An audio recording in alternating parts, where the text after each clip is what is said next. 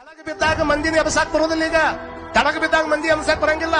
ಕಾರಣ ನೋಟ್ ಬಿದ್ದಾಗ ಮಂದಿ ಬಗ್ಗಿ ತಗೊಂತಾರ, ಹೊರತಾಗಿ ಮನುಷ್ಯ ಬಿದ್ರೆ ಯಾರು ಬಗ್ಗಿ ಎಬ್ಸೋರಿಲ್ಲ. ಈಗ ಯಾರು ಎಬ್ಸ್ತಾರಂತ ಮಾಡ್ರಿ, ಬಿದ್ರು ಬಿದ್ದಿದ್ದಾನ ಅಂತಾರ.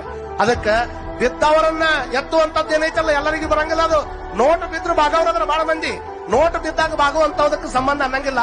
ಹಾಗಾದ್ರೆ ಹೇಗೆ ಹೇಳ್ಬೇಕು ಅನ್ನೋದನ್ನು ಒಂದು ಮಹತ್ವನ ಐತಿ.